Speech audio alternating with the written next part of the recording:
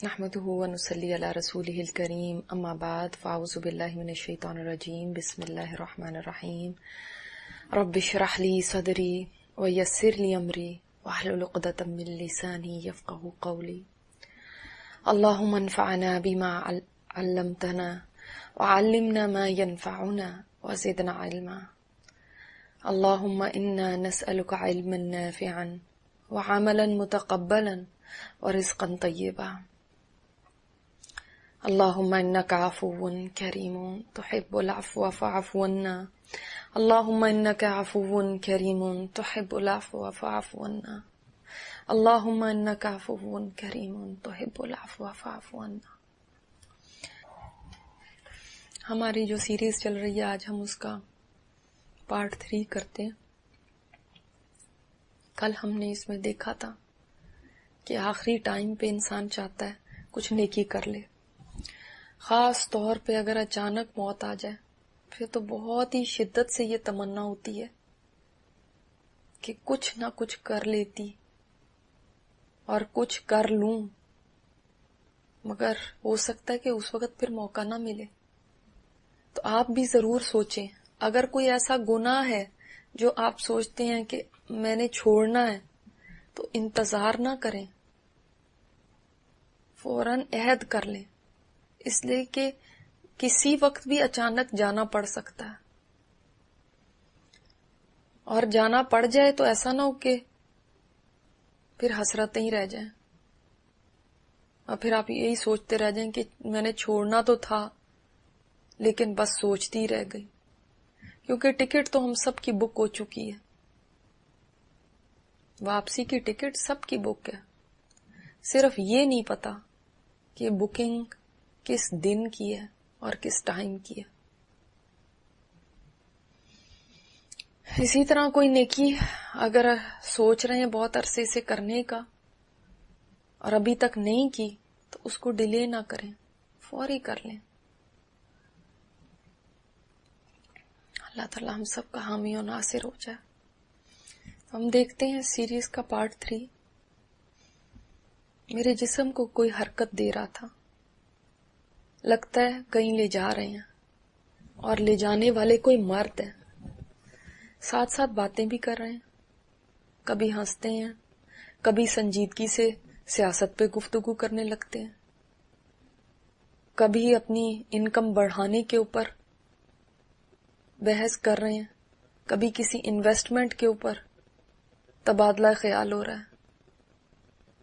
ہائے یہ کیا جانے کہ اس دنیا کی یہ تمام چیزیں کتنی فانی ہیں اور ان کی کوئی بھی حقیقت نہیں ہے، یہ واقعی کھیل تماشا ہے۔ مگر اس کی سمجھ مجھے بھی تو اب آئی ہے، جب میں درس میں یہ سنا کرتی تھی تو کہاں میں توجہ دیتی تھی، مگر آج سمجھ آ رہی ہیں وہ سب باتیں جن کو ہم بس درس کے ٹاپک سمجھ کے سن لیا کرتے تھے،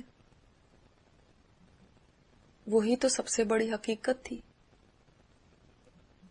اور یہ جس کو میں نے کچھ سمجھا ہوا تھا، سب کچھ سمجھا ہوا تھا، وہ سب دھوکے کا سامان تھا، متاع الغرور تھا، اور میں زندگی میں دھوکا کھاتی رہی، اور آنکھ تو میری اب کھلی ہے۔ جب سب لوگ سمجھ رہے ہیں کہ میری آنکھیں بند ہو گئی تو دراصل ابھی تو آنکھیں کھلی ہیں۔ کیسے میں ان لوگوں کو بتاؤں کہ اس دھوکے میں نہ پڑ جانا، یہ کچھ نہیں ہے، یہ تو سب ایک دن بس حسرت ہی بن کے رہ جائے گا کہ ہائے کہاں گیا وقت اور کس طرح ہم نے اس کو گنوا دیا۔ کیا بتاؤں ان کو کہ کچھ کر لو ورنہ میری طرح صرف پچھتاوے ہی رہ جائیں گے۔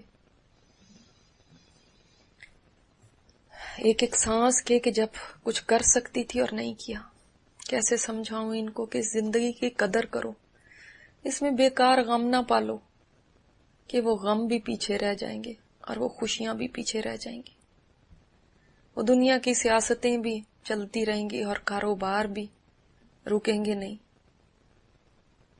مگر تم نہیں ہوگے۔ دنیا کی خبریں بھی روز آئیں گی اور روز جائیں گی، اور بازاروں کی رونقیں بھی باقی رہیں گی، مگر نہیں ہوگے تو تم نہیں ہوگے۔ انسان کتنے دھوکے میں پڑے ہوئے ہیں، کاش میں اٹھ سکتی تو چیخ چیخ کے ان کو سمجھاتی، کاش میں ان کو بتا سکتی کہ یہ اصلیت نہیں ہے، یہ اصلیت نہیں ہے۔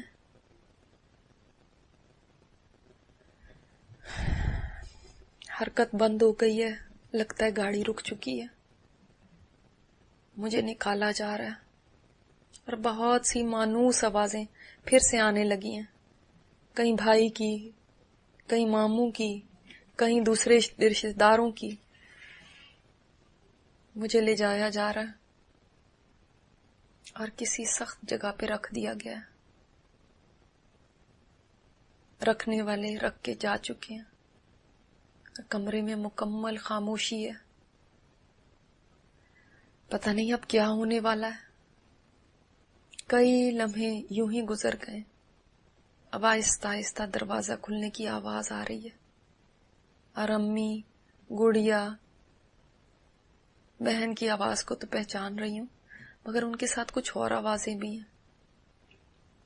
یہ تو بڑی جانی پہچانی آوازیں ہیں، یہ میری دوستیں ہیں، اور ان کے ساتھ کچھ اجنبی آوازیں اور بھی ہیں۔ کوئی کینچی سے بڑے احتیاط سے میرے بیگ کو کاٹ رہا ہے، اور امی کی مسلسل سسکیوں کی آوازیں آ رہی ہیں۔ امی مت روئیں، مجھے تکلیف ہو رہی ہے آپ کے رونے سے۔ میں گڑیا کی آواز کو بھی پہچان رہی ہوں، وہ روتے ہوئے کچھ کہہ رہی ہے۔ میرا بیگ مکمل کاٹ دیا گیا، گڑیا میرے چہرے پہ جیسے شاید جھکی بھی ہے، مجھے اس کے آنسو اپنے چہرے پہ گرتے ہوئے محسوس ہو رہے ہیں۔ وہ امی، میری امی کہتے ہوئے میرا ماتھا چوم رہی ہے۔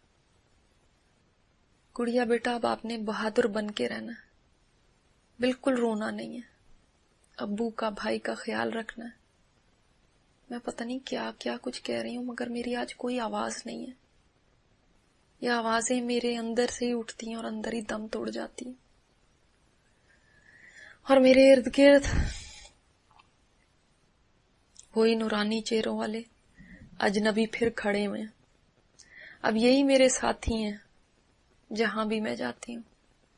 ہاں، دنیا میں بھی تو یہ ساتھ ہوا کرتے تھے، مگر اس وقت ان کا احساس ہم نہیں کیا کرتے تھے۔ میرے اوپر پانی ڈالا جا رہا ہے، اور یہ اجنبی خواتین کتنی اچھی ہیں، مجھے کتنے پیار سے غسل دے رہی ہیں، اور ساتھ ساتھ دعائیں کرتی جا رہی ہیں، اور میرے پاس کھڑی ہوئی یہ نورانی مخلوق ان کی دعاؤں پہ آمین کہی جا رہی ہے۔ وہ اپنے لیے دعائیں کر رہی ہیں، اور کبھی کبھار میرے لیے کر دیتی ہیں۔ امی اور گڑیا کی آوازیں کچھ فاصلے سے آ رہی ہیں، مگر پتہ نہیں کیا کہہ رہی ہیں۔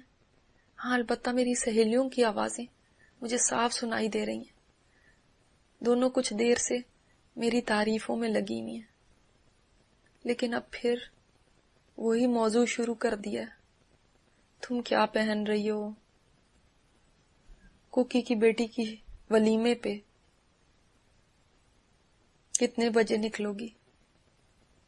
ہاں، آج کل یہ چیز بڑی ان چل رہی ہے، نیا ڈیزائن یہی آیا ہوا ہے، اور فلاں جگہ بڑی سیل چل رہی ہے، اور تم نے اس شو کے ٹکٹ لے لیے؟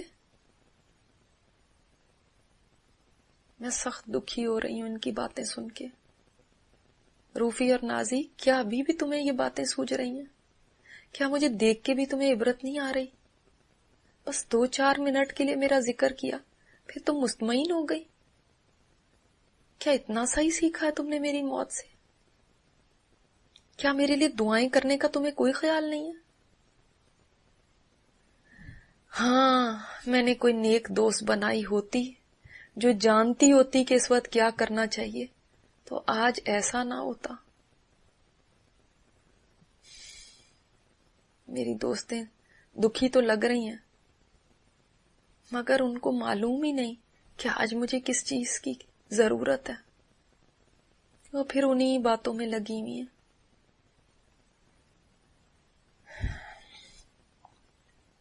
ان کو میری موت سے بھی عبرت حاصل نہیں ہوئی. دیکھو تو صحیح، میں بھی کوکی کی بیٹی کی شادی پہ جا رہی تھی اور دیکھو کہاں پہنچ چکی ہوں. کیا تم سوچتی نہیں ہو کہ موت کتنے قریب ہے؟ اس کی بیٹی کا تو ابھی ولیمہ بھی نہیں ہوا اور میں دیکھو کدھر جا چکی اتنی سی دیر میں. یہاں سے چلے جانا بس اتنا ہی آسان ہوتا ہے، مگر ہاں تم کیا جانو اس کو. تمہاری وہ محفلیں تو آباد رہیں گی مگر میں نہیں ہوں گی. تمہاری پارٹیاں چلتی رہیں گی یوں ہی مگر میری ضرورت ان میں نہیں ہوگی. وہ فن، وہ کہے اسی طرح بلند ہوتے رہیں گے، بس میرا ساتھ نہیں ہوگا. میں تو وہ ہوں جس کو تم لوگ اپنی مجلسوں کی جان سمجھتی تھے. تم لوگ کہا تو کرتے تھے کہ رومی آ جاتی ہے تو محفل میں جان پڑ جاتی ہے، مگر اب اس جان کے بغیر ہی تم خوشی خوشی اس طرح ہنس کھیل رہی ہو. اور میں خامخواہ سمجھا کرتی تھی گویا میں ہی وی آئی پی ہوں اور میرے بغیر تو رونقیں ماند پڑ جائیں گی.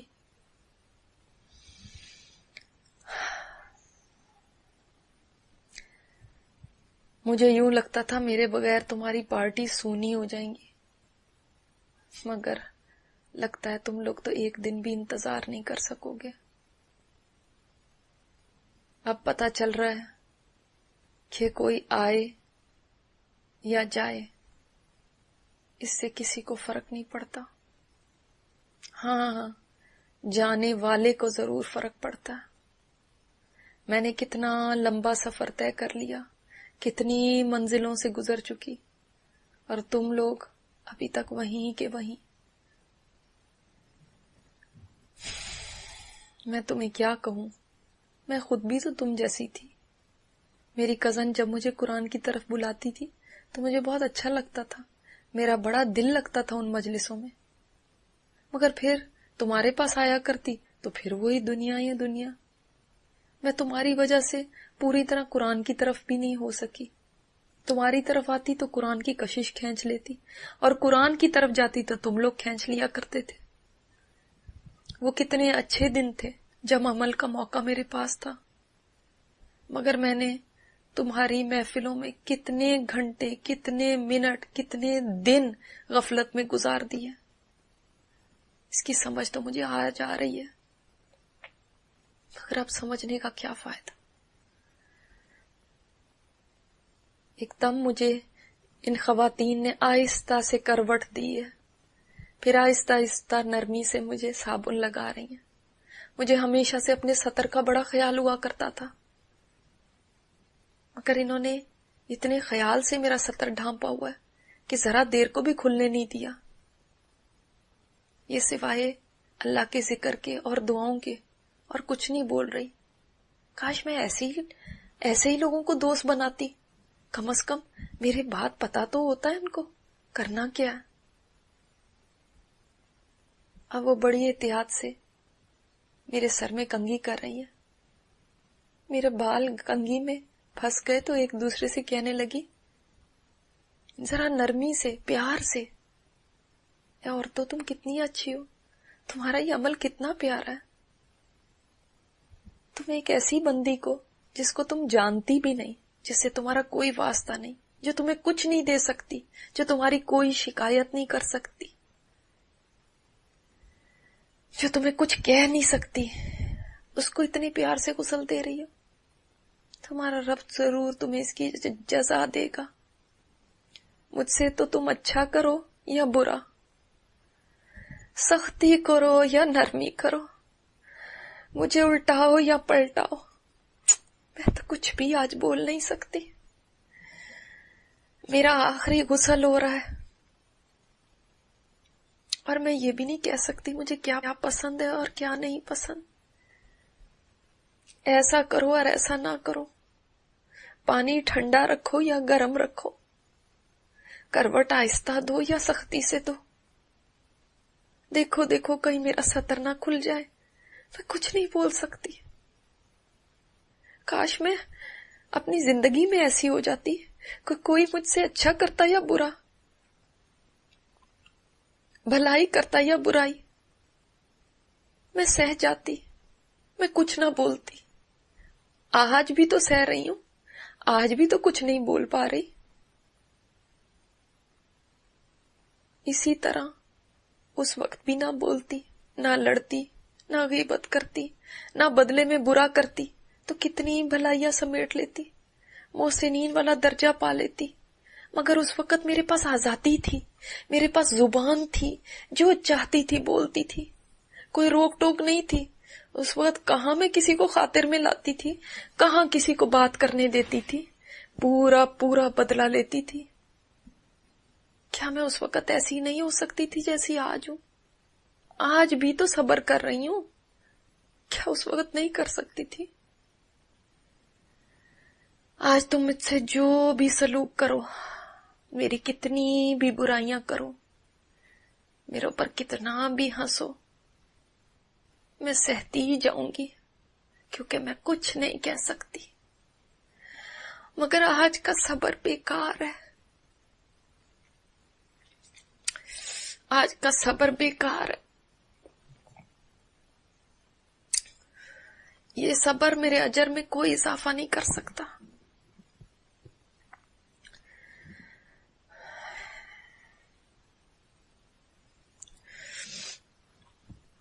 اور تو تم نے بے شک مجھ سے بڑا اچھا سلوک کیا ہے، مگر مجھے آج یہ بات زیادہ پسند آتی اگر میری اپنی بیٹی کو غسل دینا آتا اور وہ مجھے محبت سے غسل دیتی اپنی ماں کو.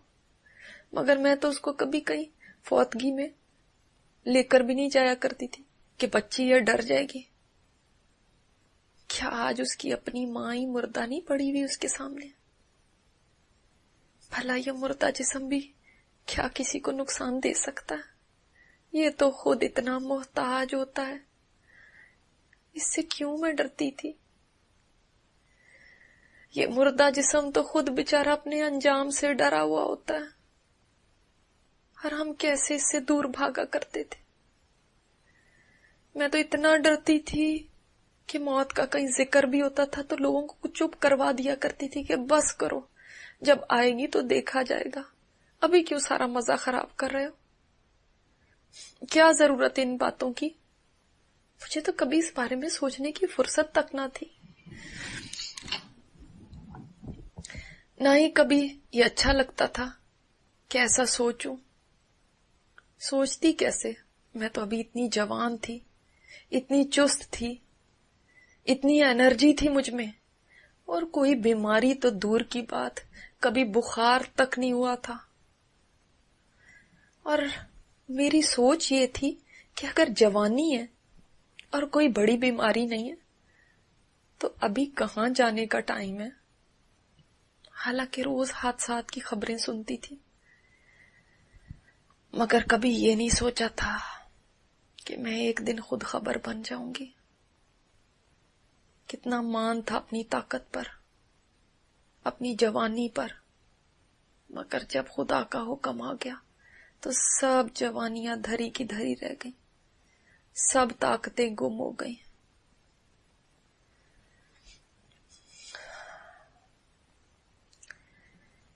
ایک خاتون نے امی اور گڑیا اور بہن کو آواز دی، اور میری سہیلیوں کو بھی، جو ابھی تک باتوں میں لگی ہوئی تھی،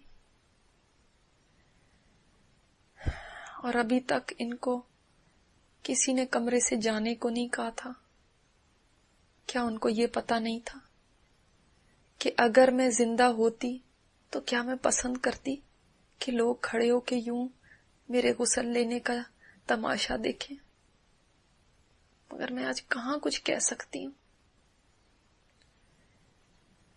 کوئی کمرے میں ہے یا نہیں ہے، میں تو بتا ہی نہیں سکتی، کچھ بول نہیں سکتی، کسی کو جانے کا نہیں کہہ سکتی۔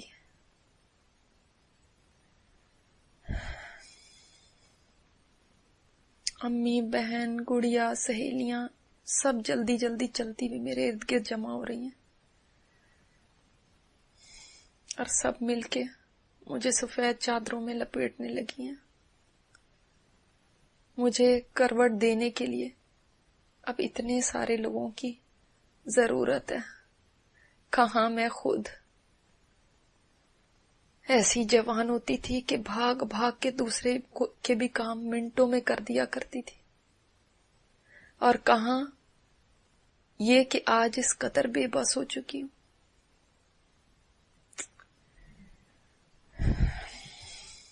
آج غسل لینا اور خود کو لپیٹنا تو دور کی بات ہے، خود کو کروٹ تک نہیں دے سکتی ہوں، اس کے لیے بھی اتنے سارے لوگوں کی محتاج ہوں۔ آج اس بات کی بھی محتاج ہوں کہ کوئی میرے سطر کو بے پرد نہ ہونے دے، خود اپنے سطر کا خیال بھی نہیں کر سکتی۔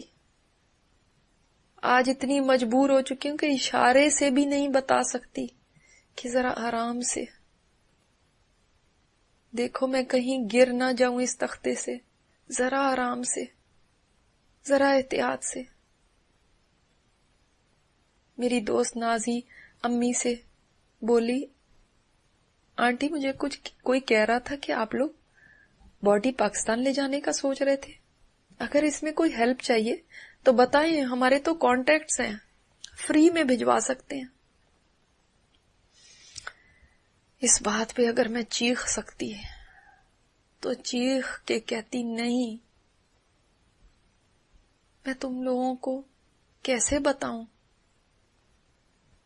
ایسا کرنا میں اپنے ساتھ ہرگز پسند نہیں کروں گی۔ میں تم لوگوں کو کیسے اپنی مرضی بتاؤں؟ اور نازی تم کتنی نادان ہو، تم بجائے امی کو منع کرنے کے کہ یہ تکلیف دینے کی کیا ضرورت ہے، تم الٹا ہیلپ آفر کر رہی ہو۔ اور امی ٹھنڈی آہ بھر کے بولی، ہاں بیٹا، ارادہ تو یہی تھا، وہاں سارے رشتہ دار منہ بھی دیکھ لیتے، اور وہاں ہم سے قریب ہوتی تو ہم قبر پہ آیا جایا کرتے، اب یہاں پردیس میں دفن کرنے، نہ ہمارا یہاں کوئی ہے، نہ ہم یہاں رہتے ہیں۔ نازی بولی، بالکل ٹھیک کہتی ہیں آنٹی، پھر کیوں آپ نے آئیڈیا ڈراپ کر دیا؟ امی بڑے دکھ کے ساتھ کہنے لگی، بس اس کے مولوی بھائی نے نہیں لے جانے دیا، بہت کہا مگر وہ نہیں مانا۔ بھائی جان نے کتنا بڑا احسان کیا مجھ پہ، کیا ان لوگوں کو سمجھ نہیں ہے کہ میرے جسم کو چیرا پھاڑا جاتا تو مجھے کتنی تکلیف ہوتی، میرے اعضاء کو نکالا جاتا، مرد میرے جسم کو ڈرین کرتے، کیا یہ سب کچھ ان کو گوارا ہوتا؟ امی لگتا ہے بھائی جان سے ناراض ہیں، بولی، اس نے تو ضد کر کے دفنانے کی بھی جلدی کر دی، ورنہ میری بڑی بیٹی ابھی راستے میں ہے، وہ آ جاتی تو وہ بھی دیکھ لیتی۔ ارے امی، آپ کو کیا بتاؤں، مجھے آج کسی کے آنے کی ضرورت نہیں، مجھے بس جلدی لے جائیں، جلدی لے جائیں میری منزل کی طرف، مت انتظار کریں کسی کا۔ اور مجھے تو آج سمجھ آ رہی ہے کہ میرے محبت کرنے والوں میں بھی میرے فائدے کے تو وہی ہیں جن کو دین کی کچھ سمجھ ہے۔ امی مجھ سے بہت پیار کرتی ہیں، مگر ان کو پتہ نہیں ہے، دین کی سمجھ نہیں ہے، تو آج میری محبت میں وہ کام کرنا چاہتی ہیں جو مجھے فائدے کی جگہ الٹا نقصان دے گا۔ اور بھائی جان جن کے دین کی قدر مجھے کبھی نہیں آئی تھی، دنیا میں تو میں ان کی داڑھی اور حلیے کی وجہ سے شرمایا کرتی تھی کہ کہیں میری فیشنیبل دوستیں ان کو دیکھ نہ لیں، دیکھیں گی تو کیا کہیں گی کہ یہ تمہارا مولوی بھائی ہے۔ ان کے تو شوہر اور خاندان والے انتہائی اپ ٹو ڈیٹ اور ماڈ اسکواڈ ہے، اور مجھے اپنی بے عزتی لگا کرتی تھی کہ بھائی جان کیوں اس طرح سے رہتے ہیں. ہائی سوسائٹی میں اٹھنے بیٹھنے کے قابل نہیں رکھا انہوں نے خود کو. ہائے اب کہاں وہ ہائی سوسائٹیاں اور کہاں وہ فیشن.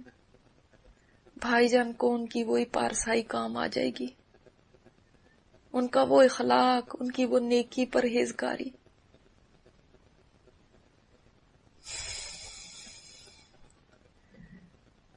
سب لوگ مل کے بڑی محنت سے مجھے چادروں میں لپیٹے جا رہے تھے. یہی وہ کفن ہے جس کو دیکھ کے میں بہت گھبراتی تھی، مجھے بہت ٹینشن ہوتی تھی، اس سے دور بھاگتی تھی، اس کو ایسے سمجھتی تھی جیسے کوئی بلا ہے جو مجھ سے چمٹ جائے گی. اور آج دیکھو یہی میرا ہمیشہ کا لباس ہے. کہاں ہے میری وہ کلوزٹ جس میں قیمتی سے قیمتی جوڑے پڑے ہیں. اور ابھی کچھ تو میں نے خاص شادی کے لیے بنوائے تھے. میرا تو ایک ایک جوڑا انتہائی خوبصورت اور مہنگا تھا، اور کئی جوڑوں کو تو پہننے کی نوبت بھی نہ آئی. آج جو لباس پہن رہی ہوں یہ لٹھے کی چادریں ہیں. کیا کوئی میرے قیمتی جوڑوں میں سے ایک جوڑا بھی مجھے پہنا نہیں سکتا؟ کیا میں ایک بھی ساتھ نہیں لے جا سکتی؟ لے جا کر کروں گی بھی کیا؟ جہاں میں جا رہی ہوں وہاں تو کسی جوڑے کی بھی ضرورت نہیں ہے.